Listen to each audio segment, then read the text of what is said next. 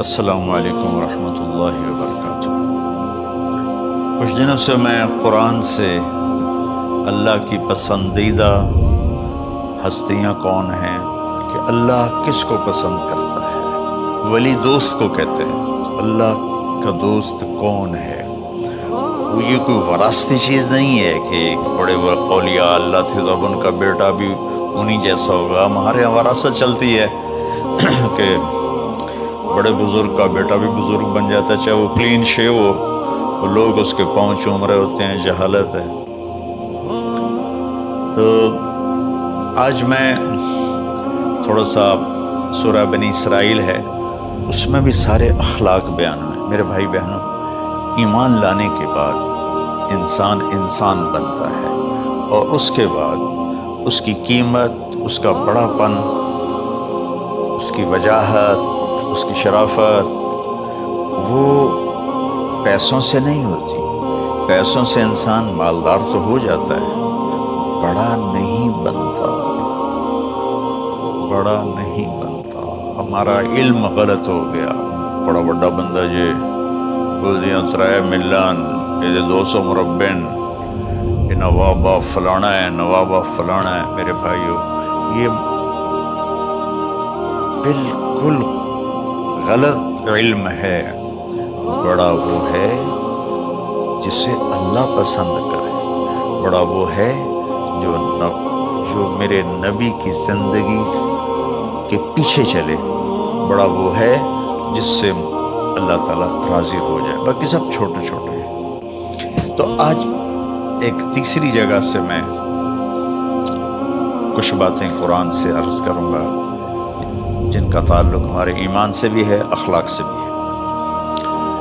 وہ ہے بسم اللہ الرحمن الرحیم، وَقَضَىٰ رَبُّكَ أَلَّا تَعْبُدُوا إِلَّا إِيَّاهُ بِالْوَالِدَيْنِ إِحْسَانًا إِمَّا يَبْلُغَنَّ عِندَكَ الْكِبَرَ أَحَدُهُمَا أَوْ كِلَاهُمَا فَلَا تَقُل لَّهُمَا أُفٍّ وَلَا تَنْهَرْهُمَا وَقُل لَّهُمَا قَوْلًا كَرِيمًا وَاخْفِضْ لَهُمَا جَنَاحَ الذُّلِّ مِنَ الرَّحْمَةِ اور رب ارحمہما کما ربیانی صغیرا۔ یہ بہت بڑا مضمون ہے۔ اللہ نے قرآن بھر دیا والدین کے خدمت کے لیے، والدین کی اطاعت کے لیے، والدین کی ماننے کے لیے۔ پہلا جملہ ہے اور تیرے رب نے فیصلہ کیا، ایک مطلب۔ دوسرا، اور تیرے رب نے حکم کیا کہ بندگی صرف اللہ کی ہے، بندگی صرف اللہ کی ہے۔ عبد اسے کہتے ہیں جو ہر بات پہ سر جھکا دے، عبد اسے کہتے ہیں جو ہر بات پہ بچھ جائے، اس کو عبد کہتے ہیں۔ تو اللہ کہہ رہا ہے میرے بندو، میرا ایک فیصلہ ہے اور میرا ایک حکم ہے، میرے سوا نہ تمہارا ہاتھ کسی کے آگے پھیلے، نہ تمہاری گردن کسی کے آگے جھکے۔ ایک دوسرے سے مدد لینا، اس کو ایک دوسرے کی تعاونوں میں آ جاتا۔ تعاونوا علی البر والتقوی، ایک دوسرے کا ساتھ دو، ایک دوسرے کی مدد کرو۔ میرے نبی قرضہ اٹھاتے تھے۔ میرے نبی جب انتقال ہوا تو آپ کی زرہ 9 وسق پر، وسق 5 من کا ہوتا ہے، تو وہ جو کے بدلے آپ نے زرہ رکھوائی تھی کہ جب میں تمہیں ادا کروں گا زرہ لے لوں گا، اور آپ کا انتقال ہو گیا، آپ زرہ اپنی واپس نہیں لے سکے۔ وہ چیزیں جن کا تعلق صرف اللہ کی ذات سے ہے اور کوئی نہیں کر سکتا، اس میں صرف اللہ کے آگے ہاتھ پھیلا، جسے ہم کہتے ہیں مدد، نصرت۔ اللہ کہتا میں ہوں، الا ان نصر اللہ قریب، سنو میری مدد تمہارے قریب ہے۔ اللہ تعبدوا الا ایاہ، بس ایک چھوٹا سا جملہ اللہ نے یہاں کہ چونکہ یہاں اللہ نے والدین اور اخلاق بتانے تھے تو اپنے لیے صرف ایک جملہ بولا، باقی باتیں بھی اللہ کے لیے ہیں،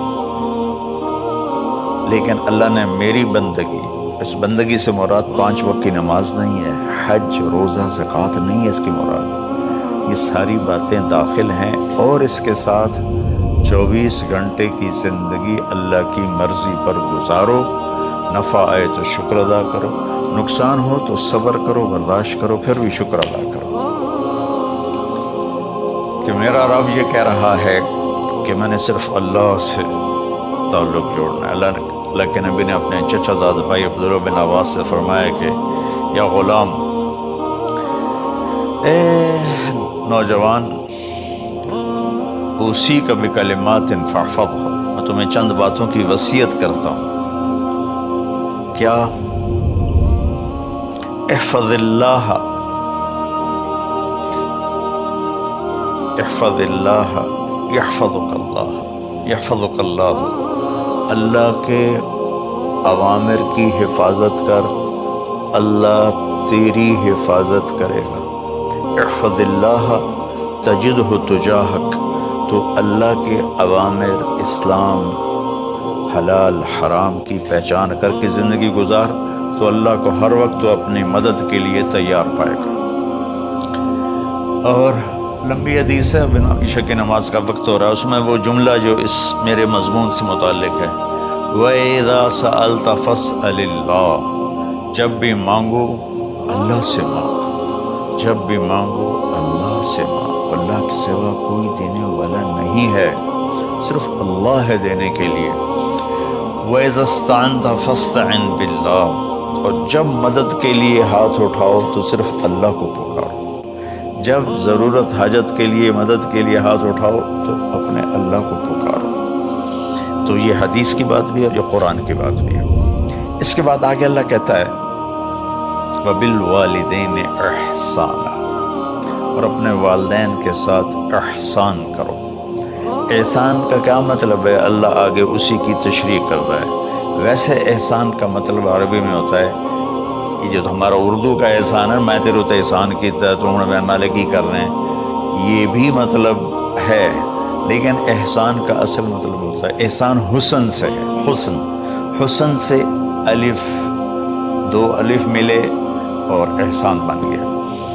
احسان کا مطلب ہوتا ہے کسی بھی کام کو جو دنیا کا ہے، دین کا ہے، اسے انتہائی خوبصورت طریقے سے کرنا۔ جیسے کسی دلہن کا میک اپ ہوتا ہے نا، تو 5-6 گھنٹے 4 گھنٹے کے بعد وہ کہتی ہے، جو ہوتی ہے اس کا میک اپ کرنے والی، کہ جی بس یہ مکمل ہو گیا ہے اور اب اس سے آگے نہیں ہے۔ تو آخری انتہا، اچھائی کی آخری انتہا پر پہنچ کے کام کرنے کو احسان کہتے ہیں۔ تو میرا اللہ کہہ رہا ہے میرے بندو، اپنے والدین کے ساتھ وہ کرو کہ جو بھلائی کی، خدمت کی، ماننے کی آخری حد ہے۔ سبحان اللہ۔ بالوالدین احسان، بالوالدین پہلے ہے، احسان بعد میں ہے۔ اللہ تعالیٰ نے باقی سب کو پیچھے کر کے فرمایا کہ دیکھو خاص طور پہ ماں باپ کے ساتھ وہ رویہ کرو کہ ان کے دل سے دعائیں نکلیں۔ چند دن پہلے ایک والد یوں ہاتھ اٹھا کے کہہ رہا تھا اپنے بیٹے، اکلوتا بیٹا، میں منگنا اللہ کو لو، اللہ تینوں چاہ لگے۔ باپ بیٹے کے لیے یہ دعا مانگ رہا تھا، اور بیٹا اکیلا ہے، یہ بد دعا باپ کر رہا تھا۔ تو بھائیو، ایسی اولاد نہ بنو جس ماں نے پیٹ میں 9 مہینے اٹھایا، پھر جننے کی تکلیف برداشت کی۔ ایک شخص آیا حضرت عبید بن عمیر کے پاس کہ حضرت میں نے ماں کو اپنے کندھے پہ بٹھا کے پیدل حج کرایا ہے، مینا لے گیا، عرفات لے گیا، مزدلفہ، پھر مینا، پھر مکہ، تو کیا میں نے ماں کا حق ادا کر دیا؟ انہوں نے فرمایا ولا طلقۃ واحدہ، بیٹا ابھی ایک طلقہ کا حق بھی ادا نہیں۔ طلقہ کسے کہتے ہیں؟ جب بچہ پیدا ہونے کا وقت آتا ہے تو ماں کو دردوں کی لہریں اٹھتی ہیں، وہ اتنی خوفناک ہوتی ہیں کہ ماں چیخ چیخ کے رہ جاتی ہے، اور بعض اوقات ڈیلیوری لیٹ ہو جاتی ہے تو وہ تڑپتی ہے، روتی ہے۔ وہ جو لہریں ہیں نا، پیٹ میں آتی ہیں، جاتی ہیں، آتی ہیں، جاتی ہیں، ایک لہر جو درد کی اٹھتی ہے اس کو کہتے ہیں طلقہ۔ میں قربان جاؤں، انہوں نے فرمایا بیٹا ابھی تیری ماں نے جو تجھے جنا تھا اس وقت جو تجھے درد، تیری ماں نے درد کی لہریں برداشت کی تھی، اس میں سے ایک لہر کا بھی حق ادا نہیں ہو، یعنی کہ حق ادا ہو ہی نہیں سکتا، یہ مطلب کہ حق ادا ہو ہی نہیں سکتا کہ بیٹا ابھی ایک کا بھی نہیں۔ پھر حضرت عبداللہ بن عمر سے ایک شخص نے پوچھا کہ اچھا یہ جو آدمی تھا یہ خراسان، یہ ایران میں ہے اور افغانستان میں، یہاں سے ماں کو پیدل کندھے پہ بٹھا کے مکے پہنچا تھا، اندازہ لگا اس نے کتنی مشقت اٹھائی۔ اور عبید اللہ بن عمیر کہتے ہیں بیٹا ابھی ایک لہر کا حق ادا نہیں۔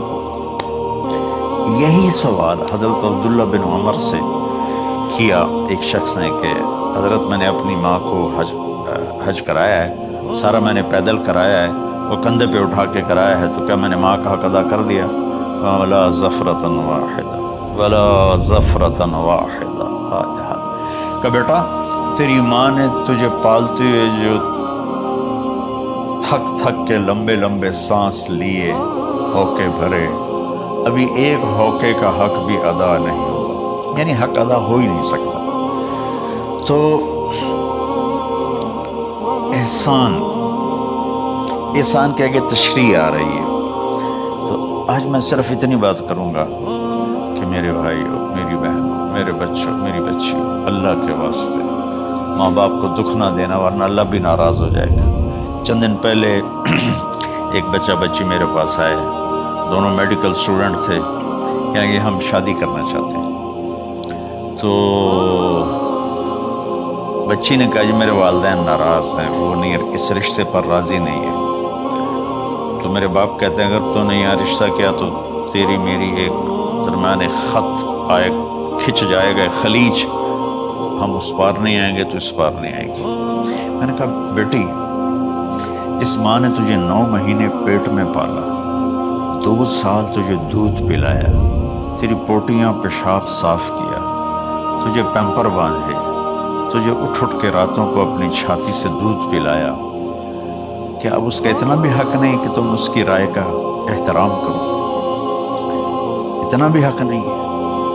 تو میں نے کہا بیٹا میری کوئی رائے نہیں ہے، تو اگر تیرے ماں باپ راضی ہیں تو بسم اللہ ضرور کر، اگر راضی نہیں ہیں تو دیکھو موت تک تجھے ماں باپ کی دعا نہیں ملے گی، اور ماں باپ کی دعا نہ ملی تو کچھ بھی نہیں ملے گی۔ تو بھائیو دوستو، خاص طور پر آج کے کالج کے نوجوان بچے بچیاں یہ ماں باپ کے ساتھ بہت بدتمیزی کرتے ہیں، چونکہ اس میں والدین کا پہلا قصور ہے کہ انہوں نے ان کو دین نہیں سکھایا۔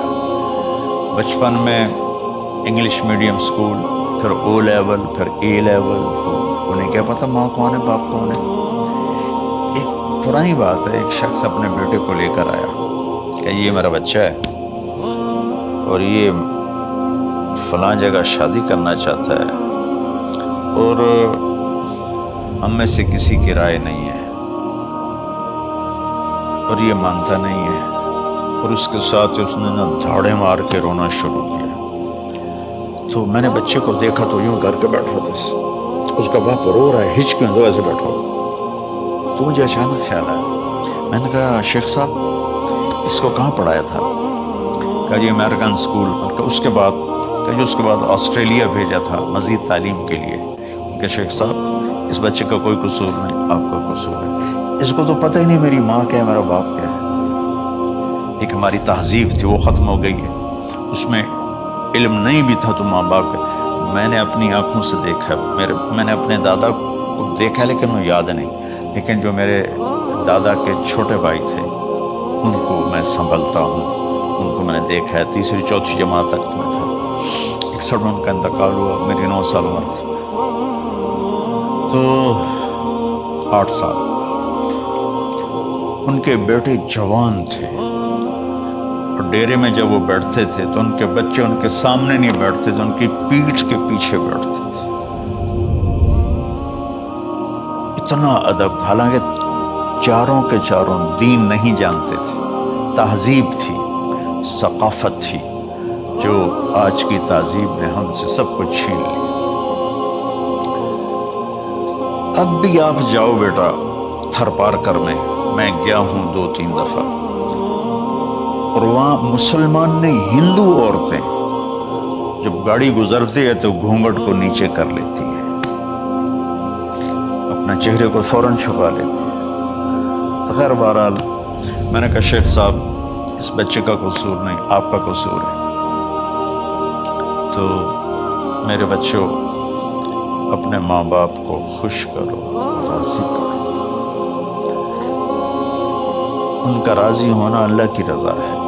میں اس کی تفصیل انشاءاللہ آگے بتاؤں گا، آج میں صرف اتنا ہی میں نے تمہید باندھی ہے کہ ماں باپ کا کیا مقام ہے، ان کی کیا عزت ہے۔ ایک شخص آیا، یا رسول اللہ میرا باپ میرے پوچھے بغیر میرا مال خرچ کر لیتا ہے۔ آپ نے کہا بلاؤ، چونکہ بچے کا ذاتی مال اگر ہو تو شرع کے لحاظ سے باپ پوچھ کے استعمال کرے، بغیر پوچھے استعمال نہ کرے۔ جب اسے پتہ چلا کہ میرے بیٹے نے شکایت کی ہے، تو عرب کی شاعری تو مشہور تھی، انہیں دل دل میں کچھ اشعار پڑھے۔ جو آیا تو جبریل پہلے آ گئے، یا رسول اللہ اللہ تعالیٰ کہہ رہے ہیں آپ اس سے پوچھیں وہ شعر بتاؤ تیرے کانوں نے تو نہیں سنے، تیرے دل میں آئے تھے اور اللہ نے سن لیے۔ تو اللہ کے نبی نے فرمایا بھائی تیرا انشاءاللہ کیس سنتے ہیں، لیکن پہلے وہ شعر سناؤ جو تم نے تو نہیں کہے زبان سے پر اللہ نے سن لیے۔